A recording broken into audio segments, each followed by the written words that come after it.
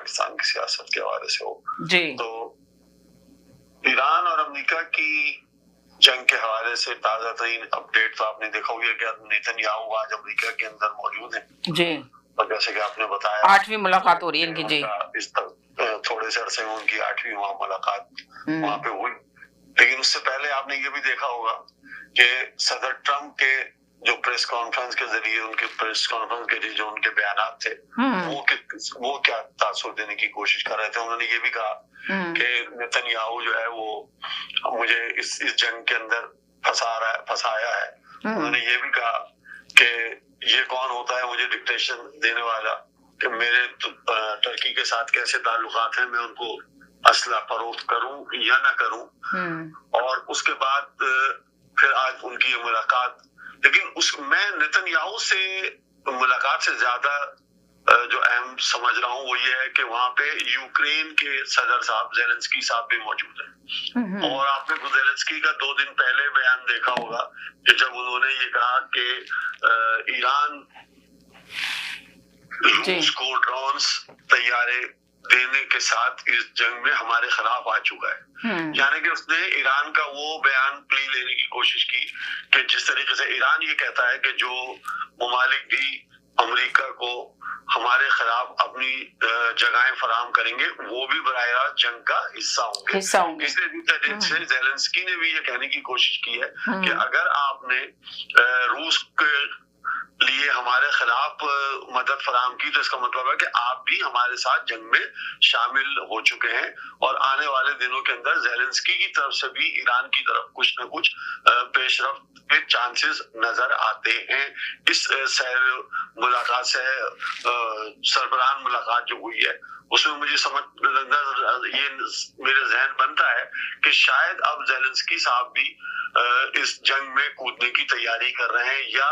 Netanyahu साहब का ये मंसूबा हो कि अब उनको भी इस जंग के अंदर इन्वॉल्व किया जाए, क्योंकि उनकी जो पहले ख्वाहिशात थी कि मशरिक़ वस्ता के ममालिक जो हैं वो आपस में इस जंग में शरीक हो जाएं और वहां से अमेरिका अपने आप को सफाई से निकाल ले और नेतन्याहू साहब का जो मुस्तकबिल का प्लान है वो कामयाब हो जाए कि ये लोग आपस में लड़ के इतने कमजोर हो जाएं, उसके बाद उनकी तरफ से कोई भारी वार हो और उनकी तरफ से ये फतेह का खेमा साबित हो जाए। लेकिन आपने ये देखा होगा कि खित्ते में खासकर मशरिक़ वस्ता में ईरान के खिलाफ जो कोशिश की जा रही थी कि ज्यादा से ज्यादा नफरत पैदा की जा सके या उनके दरमियान दूरियां पैदा की जा सके, वो किसी तरीके से तासुर कामयाब नहीं हो सका। चाहे कतर पे ईरान के हमले हों, चाहे अम्मान पे हों, चाहे कुवैत पे हों, चाहे सऊदी अरब के हवाले से हो, लेकिन कहीं इन ममालिक की तरफ से जवाबी तौर पे ईरान की ऊपर कार्रवाई नहीं की गई। और इन तमाम तर चीजों के बावजूद इन ममालिक के दरमियान आपस में सिफारती राब्ते कायम हैं, एक दूसरे के साथ उनकी मुलाकातें हो रही हैं। ईरान के वज़ीर खारजा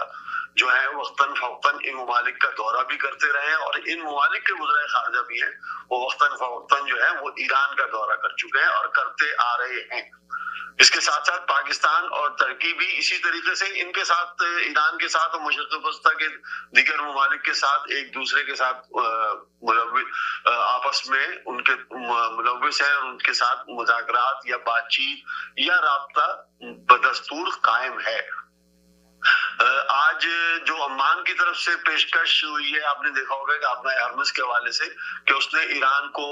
ये कहा है कि एक मखसूस फीस के जरिए आपने हरमस से गुजरने की इजाजत आप दे दें तो इलाके के अंदर जो तवानाई सप्लाई है जो दुनिया में वो आसानी से बहाल हो जाए और लोगों की जो है वो परेशानियां कुछ दूर हो जाए। अमेरिका की तरफ से ये कहना कि ईरान की मुतालबात जायद हैं, इसका मतलब ये है कि वो इन जो नजर आता है कि अगर वो कुछ मुतालबात कम कर ले तो शायद सूरत हाल जो है वो काबू में आ सकती है। लेकिन आज की आखिरी वक्तों की इत्तला ये है कि अमेरिका के अड्डों पर उर्दुन पे और कुछ जगह पे ईरान ने एक मरतबा फिर बैलिस्टिक मिसाइल से हमले किए, मिसाइलों से हमले किए और अमेरिका का दावा है कि हमने उन हमलों को रोक लिया है, उन पे काबू पा लिया है। तो इसका मतलब है कि वो जो 2 या 3 दिन की कुछ जंगबंदी अमेरिका की तरफ से हुई थी वो एक मरतबा फिर शुरू हो